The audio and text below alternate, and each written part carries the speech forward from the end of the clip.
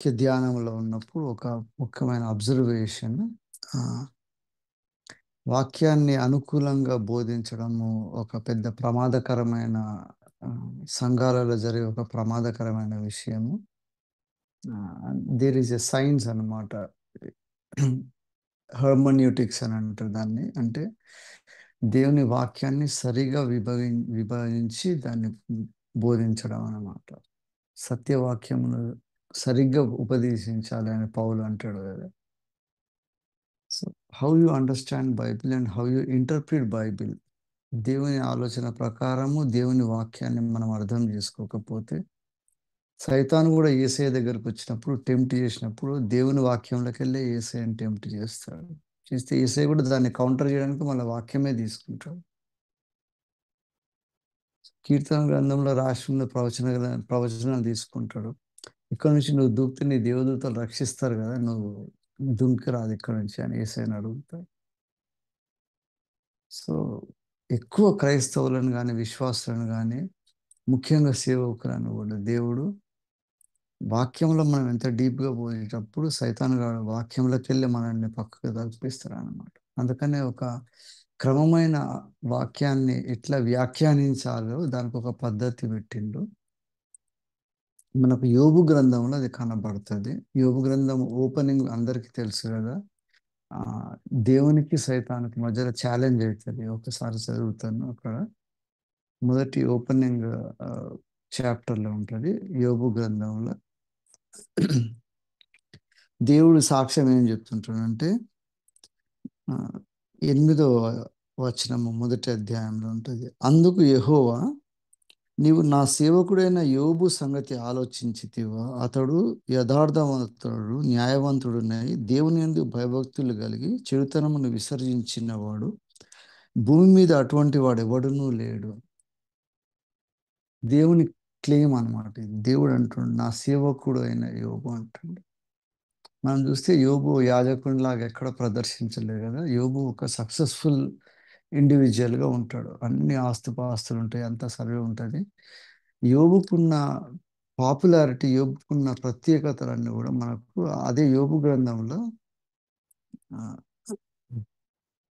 29వ అధ్యాయంలో ఉంటది. ఏమంటాడంటే, యోబు ఇంకొకసారి ఉపమాన రీతిగా ఇట్లనెను, పూర్వకాలంలో ఉన్నట్టు నేను ఉన్న ఎడల ఎంతో మేలు అని. యోబు స్టేటస్ ఏందో 29వ అధ్యాయంలో ఉంటది. తర్వాత చదవండి. ఒక మాట మాత్రం చదువుతాను. పట్టణపు గుమ్మమునకు నేను వెళ్ళినప్పుడు, రాజవీధుల్లో నా పీఠము సిద్ధపరచుకొనినప్పుడు, యవనులు నన్ను చూచి దాగుకొనిరి. ముసలివారు లేచి నిలుచుండిరి. యోబు స్టేటస్ అట్లుంటదనమాట అక్కడ సోషల్ స్టేటస్. 29వ అధ్యాయం మొత్తం యోబు గ్రంథము. యోబు ఎంత గ్రేట్ ఉన్నాడో, యోబు ఉన్న రెస్పెక్ట్, యోబుకున్న పాపులారిటీ, యోబుకున్న సోషల్ స్టేటస్ ఉంటది. ఇప్పుడైతే అని 30వ అధ్యాయంలో యోబుకున్న ప్రెజెంట్ స్టేటస్ చెప్తాడనమాట. దేవుడు సైతాన్ని అలో చేసినాక, సైతాను యోబుకు రకరకాలుగా నష్టాలు చేసినప్పుడు, భయంకరమైన పరిస్థితిలో యోబు ఉంటాడు. అప్పుడు ఏ స్టేటస్ ఉన్నాడో 30వ అధ్యాయం మొత్తం రాసి ఉంటదనమాట. నా దగ్గర పని చేసేటోళ్ళు కూడా నన్ను చూసి నవ్వుతున్నారని అంటది. చాలా భయంకరమైన పరిస్థితికి వస్తాడు. అదంతా 30వ అధ్యాయంలో ఉంటది యోబు గ్రంథంలో. అయితే దేవుడు సర్టిఫై చేసినప్పుడు ఏమంటుంటే, నా సేవకుడని యోబుకు 4 క్వాలిటీస్ చెప్తున్నాడు. ఏమంటుండంటే, అతడు యథార్థవర్తనుడంట, న్యాయవంతుడంట, దేవుని యందు భయభక్తులు కలిగి చెడుతనమును విసర్జించినవాడు. సో, దేవుని భయభక్తులు కలిగి చెడుతనను విసర్జించని వారు కూడా ఉంటారన్నమాట. లోకంలో చేసేది చేస్తూనే ఉండాలి. సంఘానికి చేసేది సంఘానికి చేయాలి. అటువంటి భయభక్తుల డెఫినిషన్ కూడా ఉంటది. సో, బైబిల్‌లో మనకు దేవుని స్టాండర్డ్స్ ఏంది? దేవుడు నా సేవకుడు ఈయన అంటే ఎవరనుకుంటారంటే, యోబుని చూపించి భూమి మీద ఇటువంటోడు లేడు అని చెప్తున్నాడు. అందుకే బైబిల్‌లో ఉన్న క్యారెక్టర్స్‌లలో యోబు గ్రంథము బైబిల్‌లో లేకుండా చేయడానికి కూడా ట్రై చేసిండు చాలా వరకు. ఇది డిస్‌క్వాలిఫై చేసి, ఇక్కడ యేసు ప్రభు గురించి ఎక్కువ లేదు కదా అని. దేవుని గురించి ఉన్నది గానీ, రక్షణ గురించి ఎక్కువ లేదు కదా అని. కానీ అసలు దేవుని ఏర్పాటు ఎంత గొప్పగున్నదంటే, యోబు గ్రంథంలో ఇది చెప్పిన తర్వాత అసలు యోబు ఒక ఇంపార్టెంట్ సబ్జెక్ట్ దేవుని ముందల పెడతాడు. అదేంటంటే 31వ అధ్యాయంలో 30వ అధ్యాయంలోనేమో యోబు ఉన్న పరిస్థితి చూపిస్తారు. 29వ అధ్యాయంలో యోబు అంతకుముందు ఉన్న ఘనత ఎట్లుండని అది చూపిస్తాడు.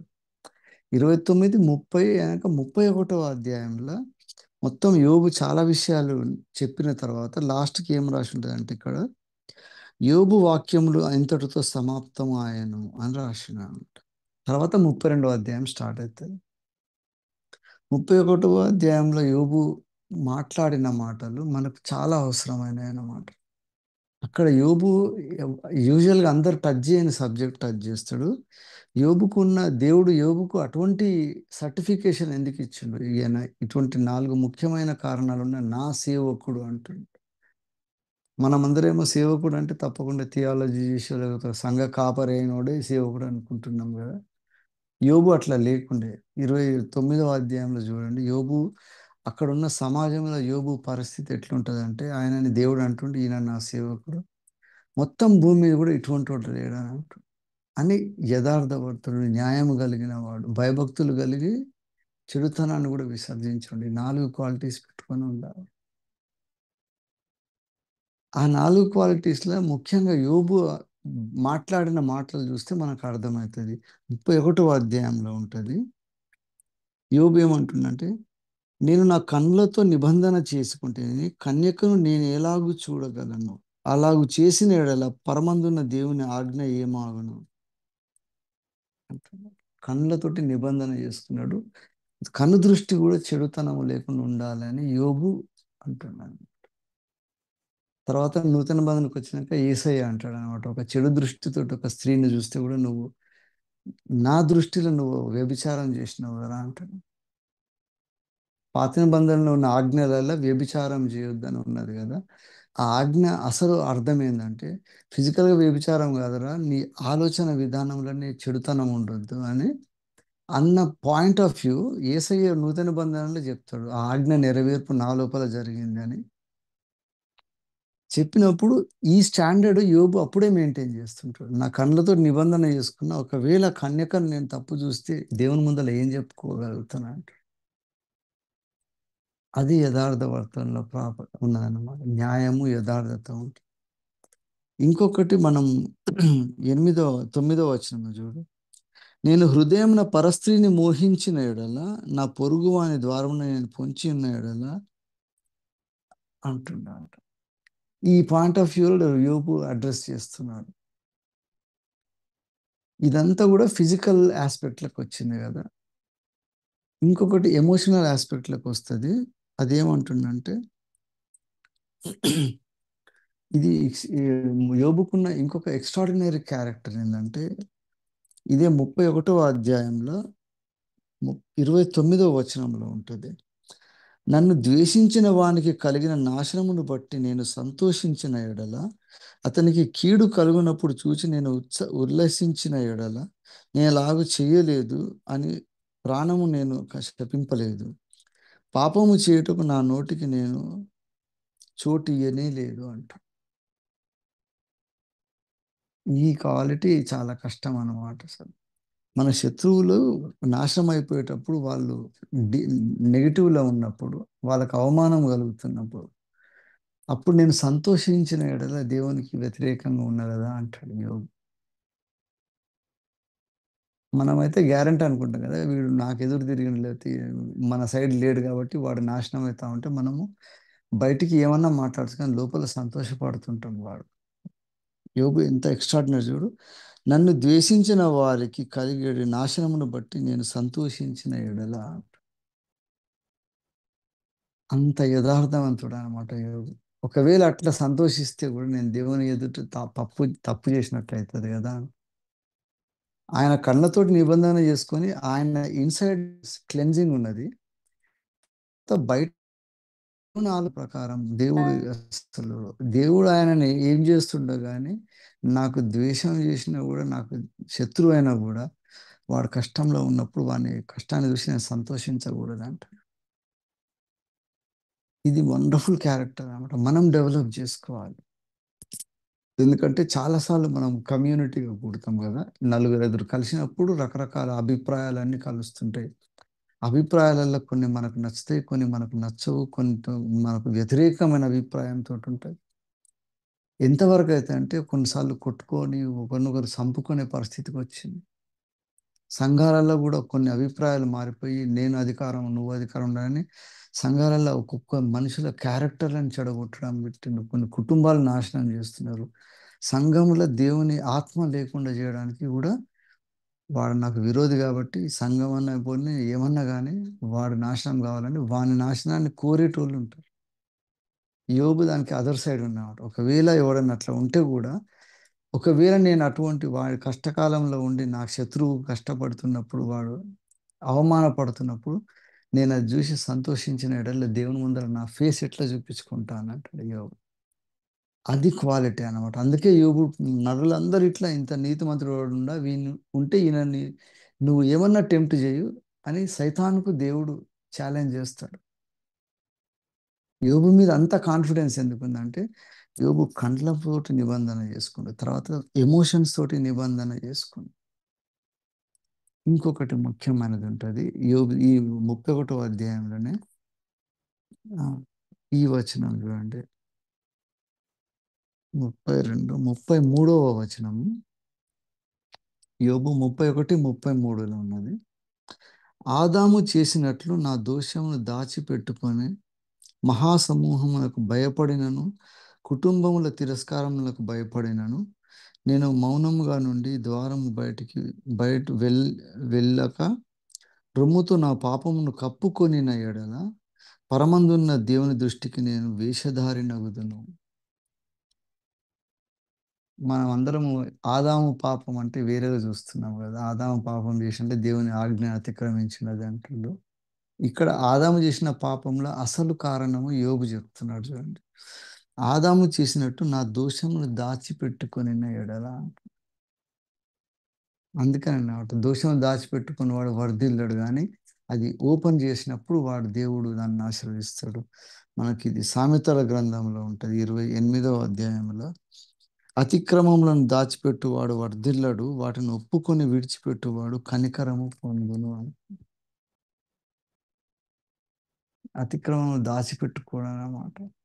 అది ఆదాము దాచిపెట్టుకున్నాడు కాబట్టి ఆదాము దెబ్బతిన్నాడని యోబు రియలైజ్ అయింది. యోబు పాయింట్ ఆఫ్ వ్యూ ఎంత ఎక్స్ట్రార్డినరీ ఉన్నది. మనమందరం ఆదాము స్టోరీ చదివినప్పుడల్లా కూడా అనుకుంటాము. తినొద్దన్న పండు ఆమె తిన్నది. తిన్నాక భర్తను కన్విన్స్ చేసింది. చేసినాక ఇద్దరు కలిసి పాపం చేసిండ్రు. అసలు ఈ ఆదాము చేసిన వేషధారణ అంటుండనమాట చూడు. ఆదాము చేసినట్టు నా దోషములు దాచిపెట్టుకుని మహాసమూహమునకు భయపడియు కుటుంబములకు తిరస్కారమునకు జడిసియు అన్నమాట.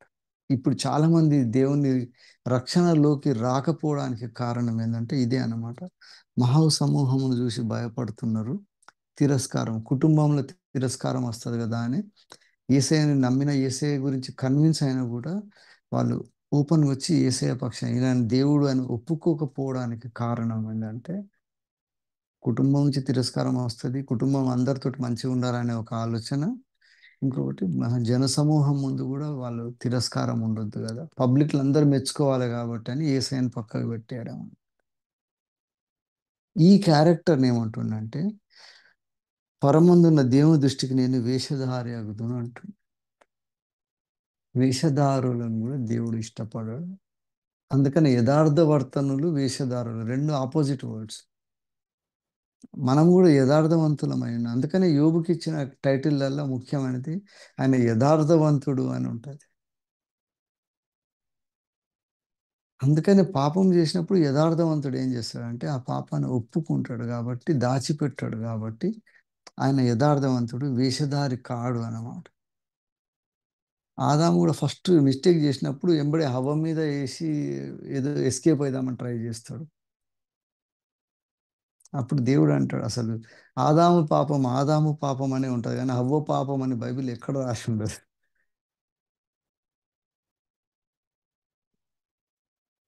అది ముఖ్యం అన్నమాట. ఈ 3 ఆస్పెక్ట్స్‌లో చూసిండు. మనతో కళ్ళతోటి చేసుకున్న నిబంధన, మన శరీరంతోటి మనం దేవుని కొరకు పవిత్రంగా ఉండాలనే నిబంధన ముఖ్యం అయ్యాక, మనల్ని ద్వేషించేవారు గాని, మన ఎమోషన్స్ ఎట్లుండాలంటే, ఎప్పుడు కూడా దేవుని మనసు ఎప్పుడొస్తదంటే, ఒకడు కీడు చేస్తుంటే, ఒకడు కీడయిపోయి వానికి కష్టాలలో ఉన్నప్పుడు, వాడు మన శత్రువైనా సరే గాని, దాన్ని బట్టి మనం సంతోషించి వానికి బాగైందిలే ఇట్లనే కావాలనే ఆలోచన విధానం ఉంటే యోబు అంటుండు that is not acceptable to God. అట్లుంటప్పుడు దేవుని ముందు నా ముఖం ఎట్లా చూపించుకోగలుగుతాను అంటాడు. ఇంత పవర్ఫుల్ క్యారెక్టర్ తోటి యోబు డెవలప్ అయినాక యథార్థవంతుడు అంట. అక్కడ అక్రమం దాచిపెట్టుకొని ఉంటాడు. అందుకని ఆయన సొంత భార్య కూడా ఏ విధమైన టెంప్ట్ చేసి ఏ విధంగా ఇక్కడ తీసుకుపోయినా కూడా యోబు అంటాడు నో కాంప్రమైజ్. దేవునితోటి మాత్రం ఖచ్చితంగా లోబడే ఉండాలంట. అది యథార్థత అన్నమాట. ఆ యథార్థత మనకు దావీదులో కూడా కనిపిస్తుంది. అతిక్రమము దాచిపెట్టుకుంటే వర్ధిల్లడు. దాన్ని బయట పట్టేస్తే దేవుడు దాన్ని ఆశీర్వదిస్తాడు. దావీదు కూడా భయంకరమైన పరిస్థితుల్లో మోస్ట్ పవర్‌ఫుల్ పొజిషన్‌లో ఉన్నప్పుడు ఒక అతిక్రమం జరిగినప్పుడు దాన్ని దాచిపెట్టుకుంటే డిజాస్టర్ అయితుండే అన్నమాట. మన ఇశ్రాయేలు చరిత్రలో బైబిల్‌లో ఉన్న డేంజరస్ క్యారెక్టర్‌లలో దావీదు ఒకడైతుండే. కానీ దావీదు అక్కడ అక్రమాన్ని ఓపెన్‌గా చెప్పిండు. చెప్పి ఇది నా పాపం చేసిన నన్ను కడుగుము హిస్సోపులో నన్ను తెల్లగా చేసేయనంటాడు. భయంకరమైన పాపం నేను చేసిన కదా అని ఒప్పుకుంటాడు. మోస్ట్ పవర్‌ఫుల్ పొజిషన్‌లో ఉన్నప్పుడు ఎవడన్నా ఒప్పుకుంటాడా అసలు? కానీ యథార్థ హృదయుడు కాబట్టి ఆయన అక్రమాన్ని దాచిపెట్టుకోకుండా దేవుని సన్నిధిలో దాన్ని క్షమాపణ తీసుకున్నాడు కాబట్టి దేవుడు అటువంటి యథార్థవంతులే కావాలంట. అటువంటి వేషధారులు కాని వారు దేవుని సన్నిధికి వచ్చినప్పుడు ఎక్స్ట్రార్డినరీ వర్క్ చేస్తారు. ఈ మాటలన్నీ చెప్పి యోబు ముగించిన తర్వాత నేను ఇంతకుముందు చెప్పినట్టు బైబిల్ ఎట్లా ఇంటర్ప్రిట్ చేయాలనేది ఈ 31వ అధ్యాయం వెనక 32వ అధ్యాయం నుంచి 38వ అధ్యాయం దాకా యోబుతోటి ఉన్న వాళ్ళ ఫ్రెండ్స్ అందరూ చాలా నీతి మాటలు మాట్లాడతారు. మీరు బైబిల్‌లో చదవండి ఎంత ఎక్స్ట్రార్డినరీ మాటలు మాట్లాడతారంటే అవన్నీ మాట్లాడినాక దేవుడు ఏమంటాడంటే 38వ అధ్యాయంలో ఉంటది. అప్పుడు యెహోవా సుడిగాలి నుండి ఇలాగ యోబుకు ప్రత్యుత్తరం ఇచ్చెను. జ్ఞానము లేని మాటలు చెప్పుచు ఆలోచనలను చెరుపుచున్న వీడెవరు అని అంటాడు. 31వ అధ్యాయం నుంచి ఈ 38వ అధ్యాయం వరకు యోబు స్నేహితులు మాట్లాడిన మాటలు చూస్తే బైబిల్‌లో చాలామంది వాటి గురించి వాక్యం చెప్పి దేవుని ఎన్నో రెఫరెన్స్‌లు తీసుకొని మాట్లాడతారు. ఇవన్నీ నెగెటివ్ అని అంటాడు దేవుడు. వాళ్ళు చూడ్డానికి ఎంతో తెలివిగా మాట్లాడతారు. చూడండి ఒక్కటి చెప్తా జనరల్‌గా. ఇది చాప్టర్ 35లో ఉన్నది. 35వ అధ్యాయంలో ఉంటది. 35, 22 దేవుడు ఏమాత్రము దుష్కార్యము చేయడు, సర్వశక్తుడు న్యాయము తప్పడు అంటున్నాడు. తర్వాత 34వ అధ్యాయంలోనే 23వ వచనం చూడండి. ఒకడు న్యాయ విమర్శలోనికి రాకముందు బహుకాలం అతను విచారణ చేయుట దేవునికి అగత్యము లేదు. విచారణ చేయకుండానే జనులను ఆయన నిర్మూలం చేయుచున్నాడు అంటున్నాడు. ఆయన సమాధానము కలుగజేసిన యెడల శిక్షను అనుభవింపగలవాడెవడు? దేవుని గురించి గొప్ప మాటలు మాట్లాడుతున్నట్టే చేస్తుండ్రు వాళ్ళందరూ గూడా. కానీ దేవుడు అంటుండు వాళ్ళని, వీడు ఎవరు who is this fool who is trying to disturb my righteousness అంటున్నాడు. జ్ఞానము లేని మాటలు చెప్పి ఆలోచనలు చెరుపుచున్న వీడెవడు అని అంటున్నాడు. 31వ అధ్యాయం నుంచి 38వ అధ్యాయం దాకా బైబిల్‌లో డీటెయిల్‌గా చదవండి యోబు గ్రంథంలో. చాలా నీతులు మాట్లాడతారు వాళ్ళు. కానీ దేవుని నేచర్‌ని సైతాన్ ఎట్లా ప్రొజెక్ట్ చేసిందో అట్లా ప్రొజెక్ట్ చేస్తుంటారు వాళ్ళు. అందుకనే యోబు క్యారెక్టర్ ఏందో చూపిస్తారు. యోబు ఎటువంటి నీతి మెయింటైన్ చేస్తున్నాడు. దేవుని పట్ల యోబుకున్న యాటిట్యూడ్ ఎట్లున్నది. ఈ 3 ముఖ్యమైనవన్నమాట. యథార్థవంతుడు. ఎంత యథార్థవంతుడు అంటే యోబు మళ్ళా ఏమంటారు దేవుని భయభక్తులు కలిగి చెడుతరంని విసర్జించడం అంటే అదంత ఈజీ కాదండి. ఎట్లా విసర్జిస్తాడంటే ఆయన లోపల నుంచి నిబంధన చేసుకుంటాడు. ఎమోషనల్‌గా కూడా ఒకరికి కీడు జరుగుతుంటే దేవుడు సంతోషపడేటోడు కాదు. తర్వాత ఆదాములాగా డబుల్ స్టాండర్డ్స్ మెయింటైన్ చేయలేదంటాడు. వేషధారి కాదు అంటాడనమాట. ఏమన్నానంటే పరమందున్న దేవుని దృష్టికి నేను వేషధారిని కాకూడదు అని అంటున్నాడు. మన లోపల కూడా ఈ మూడు ఉండాలి అన్నమాట. ఈ మూడు ఆస్పెక్ట్స్ మనం ఉండాలి. ఇన్సైడ్ ఎట్లుండాలి మనము, మన యాటిట్యూడ్ అవుట్ సైడ్ ఎట్లుండాలి, తర్వాత దేవుని పట్ల మనది యథార్థత ఎట్లా మెయింటైన్ చేయాలి. ఈ మూడిట్ల యోగుకు బ్లేమ్ చేయడానికి అవకాశం లేదు. అందుకే ఈయన భూప్రపంచంలో ఎవ్వరు కూడా ఇటువంటి వాళ్ళు లేరు అని అంటాడు దేవుడు. అటువంటి వాడు నా సేవకుడు అని దేవుడు డెఫినేషన్ ఇచ్చిండు అనమాట. ఇప్పుడు దేవుని సేవకులు ఎట్లుండాలి అంటే ఇవన్నీ కలిగి ఉన్నవాడు ఖచ్చితంగా దేవుడు ఆయనతోటి ఏ పని చేసినా కూడా దేవుడు వర్ధిల్ల చేస్తాడు అనమాట. అందుకని యోబు గ్రాఫ్ చూస్తే టాప్ పోతుంది. ఆయన నిలబడ్డప్పుడు యువకులు దాచుకుంటుంటారు, ఇట్లా పోతుంటే రోడ్డు మీద కూడా ఎదురు రాడు, భయపడతారు, అంత రెస్పెక్ట్ ఉంటుంది. పెద్ద మనుషులు అందరూ లేచి నిలబడుతుంటారు ఈయన పోయినప్పుడు. ఆ 21వ అధ్యాయంలో ఎక్స్ట్రాడినరీ ఉంటుంది. ఇది యోబు ఏ లెవెల్ 29లో 29వ అధ్యాయంలో యోబుకి ఎంత రెస్పెక్ట్ ఉంటుంది, ఎంత ఆనర్ ఉంటుంది అంటే అటువంటిది ఇమ్మీడియట్గా దేవుడు నెగిటివ్ తీసుకుపోయినప్పుడు యోబు అందరికంటే భయంకరంగా ఉంటాడు. వాళ్ళ ఇంట్లో పని చేసిన వాళ్ళు కూడా ఆయనను చూసి ఎగతాళి చేస్తుంటారు. ఆ స్టేజ్ దాకా తీసుకుపోతే కూడా యోబు అదే క్యారెక్టర్ మెయింటైన్ చేస్తారు. ఈ మూడు పారామీటర్స్ మెయింటైన్ చేస్తున్నాను చేసి దేవుణ్ణి ఎప్పుడు కూడా దేవుణ్ణి దూషించాడు. సో మనం కూడా ఇటువంటి పరిస్థితులలో పోతున్నప్పుడు మనం అందుకనే దేవుని బైబిల్కి వెళ్ళి నీతులు తీసుకుని మాట్లాడుతుంటాం. కానీ ఆదాము చేసిన పాపము, ఆదాము వేషధారణ అని అంటున్నాడు. అటువంటి వేషధారణ నేను కాకూడదు అనుకుంటాడు. ఆదాము దోషం దాచిపెట్టుకున్నాడు అంట. మనం అందరం చేస్తాం ఆదాము చేసిన పాపం అది కాదు, ఆదాము చేసిన ఇది మెయిన్ పాపం అన్నమాట. ఆదాము ఆ టైంలో దేవుడు అందుకే పిలిచి ఆదాము ఎక్కడున్నావు నువ్వు అంటే బయటకు వచ్చినాక చెప్తాడు. ఏం చేస్తున్నావు నువ్వు అంటే ఆయన నేను తప్పు చేసిన తప్పకుండా హవ్వ మీద వేస్తాడు. హవ్వ మీద వేసి దేవుణ్ణి అవాయిడ్ చేయడానికి ట్రై చేస్తాడు. ఇంతకాలం నీ నాతోటి ఉన్నావు కదా, నేను అది తినొద్దంటే తినకుండా ఉన్నావు, సడన్గా వచ్చి ఎట్లా తిన్నావు నువ్వు అని అంటే హవ్వ మీద. హవ్వ ఏం చేస్తుంది, నువ్వు చేసిన ఆ పామే చెప్పింది, ఆమె చెప్పబట్టి తీసుకున్నా అంట. So you try to disown whatever the wrong that has happen to you అన్నమాట. నీ ద్వారా జరిగిన అక్రమాన్ని ఒప్పుకొని యథార్థంగా బయటికి రాకుండా దాన్ని వేరొని మీదకి వేసేయడం అనమాట. అందుకని అన్నాడు ఆదాము వేషధారి అని యోబు నిర్ధారించింది అనమాట. అందుకే దేవుడు కూడా ఆదాముని పనిష్ చేయడం అంటే వేషధారులను చేసినట్టు చేసింది. ఆదాము పాపానికి మరణమే కారణం అని ఎంబడి ఆదాముని చంపేయలేదు. ఇప్పుడు కూడా మన లోపల ఎంత వేషధార ఉన్నా కూడా దేవుడు మనల్ని ఏం పనిష్ చేస్తలేడు కదా. చేస్తలేడు కాబట్టి మనం కరెక్ట్ ఉన్నాం అనుకుంటే కష్టం అనమాట. If we are maintaining double standards, if we are maintaining hypocrisy, వేషధారణ అంటే హిపోక్రసీ కరెక్ట్ వర్డ్. అట్లుంటే మనం దాని నుంచి బయటికి రావాలి. వచ్చి దేవుడు నేను ఇట్లా చేసినప్పుడు యథార్థవంతంలాగా ఉండాలి. ఇట్లా యథార్థవంతంలాగా ఉన్నప్పుడు కొన్నిసార్లు అవమానం జరుగుతుంది, కొంతమందికి ఆయాసం కలుగుతుంది. I may become unpopular.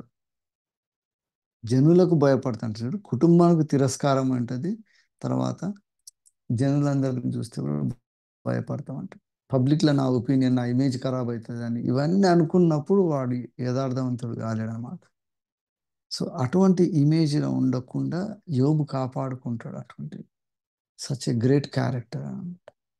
అటువంటి సేవకులాగా మనం ఉండాలి. అప్పుడు మనం చేసేది will be like walking testimonies of God అంటే పౌలు అన్నట్టు మనము ఆయన నడుస్తున్న పత్రికలు కదా మీరు అని అంటాడు.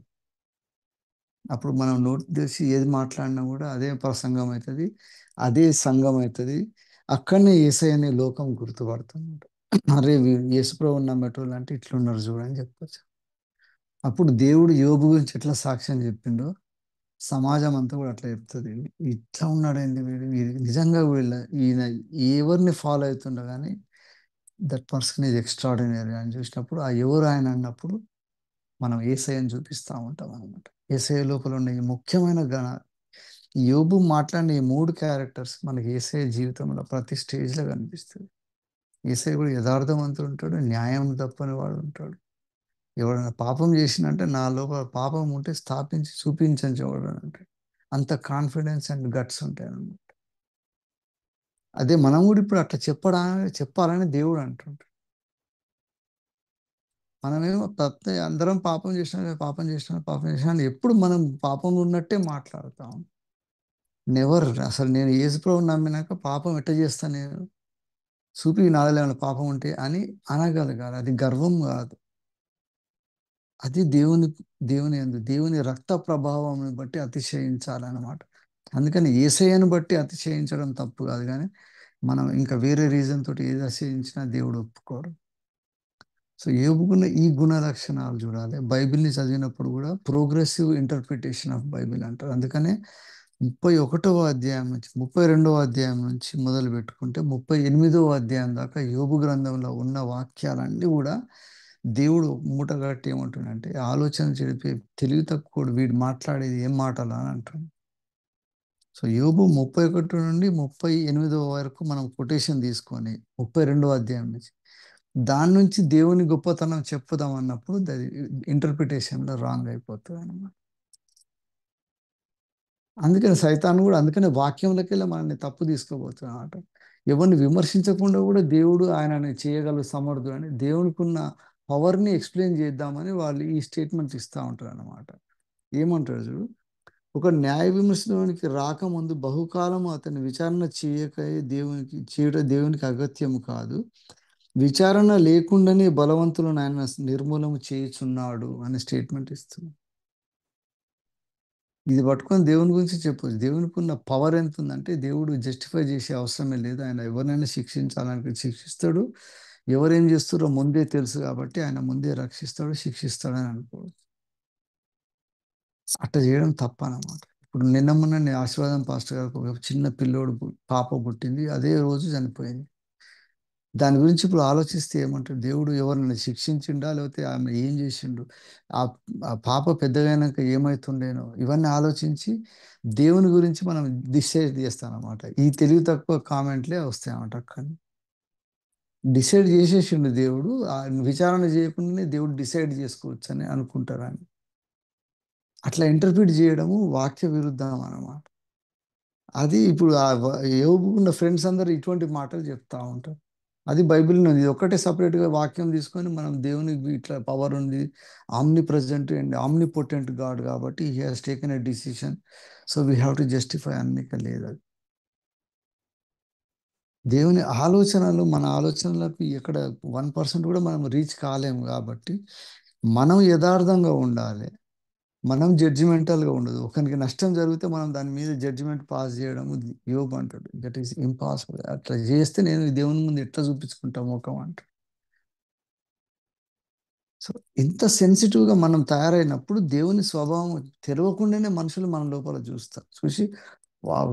ఈళ్ళ దేవుడే గొప్ప దేవుడు అని చెప్పేసి మన క్యారెక్టర్‌ని యేసయ్యకు రిఫ్లెక్ట్ అయితా ఉంటది ఆయన. అంత రిఫ్లెక్ట్ అయిన మెచ్యూరిటీ డెవలప్ చేసుకున్నాక పౌలు స్టేట్మెంట్ ఇచ్చారన్నమాట.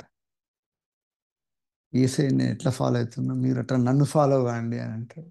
ఎంత గట్స్ ఉండాలి అసలు అట్లా అనాలంటే. అటువంటి మెచ్యూర్డ్ వండర్‌ఫుల్ బిలీవర్స్ వీళ్ళందరిని కూడా మనం నిత్యత్వంలో రేపు గలవబోతున్నాం ఈ లోకం వదిలేసిపోయినాక. కాబట్టి ఉన్న ఈ సమయంలో మనం కూడా నా సేవకుడు అని యోబు విషయంలో దేవుడు చెప్పిన 4 ముఖ్యమైన విషయాలు మనం కూడా డెవలప్ చేసుకుందాం. ఎప్పుడైనా ఉంటే యథార్థవంతుల్లాగా ఉండాలి. ఆదాము చేసినట్టు మనం హిపోక్రసీ పక్కకు పెట్టేసి దేవుని సన్నిధిలో ఒప్పుకొని, దేవా ఈ విషయంలో నన్ను సరిచేయని పబ్లిక్ ఎవడేమనుకున్న సమాజం ముందల, కుటుంబం ముందల ఎక్కడేమైనా కూడా నేను కరెక్ట్ ఉంటానని యథార్థవంతునిలాగా ఉన్నప్పుడు మనం యోబుకిచ్చిన సర్టిఫికేట్ దేవుడు మనకు కూడా ఇస్తాడు. వీని తరంలో వీడు భలే కరెక్ట్‌గా ఉన్నాడులే అని ఇస్తాడు. అప్పుడు దేవునికి మహిమ కలుగుతాయి. ఇప్పుడు యోబుని పట్టుకొని మనం ఎప్పుడు యోబుని ఎవడన్నా ఫోటో చూసిండ్రా ఎక్కడన్నా ఉన్నదా అసలు? కానీ హి ఈజ్ ఎక్స్ట్రార్డినరీ ప్రపంచంలో వీనటువంటోళ్ళు లేరని చెప్పి దేవుడే సర్టిఫై చేస్తుంది. So let us understand the extraordinary character that we have in Christ అన్నమాట. క్రీస్తు లోపల ఉన్న ఆ గొప్పతనం ఆయన రక్తంతోటి మన మీదకొచ్చింది కాబట్టి, దాన్ని మనము ఒక్కొక్క లేయర్ తీసేస్తా ఉంటే యేసయ్య కనిపిస్తా ఉంటాడు ప్రపంచానికి మన ద్వారా. అటువంటి ప్రభావము, అనుభవం, ఆసక్తి మనందరికీ దేవుడు దయచేయును గాక. దేవుడిచ్చిన కొద్ది ఆలోచన బట్టి దేవునికి మహిమ కలుగును. థాంక్ యూ పాస్టర్ గారు.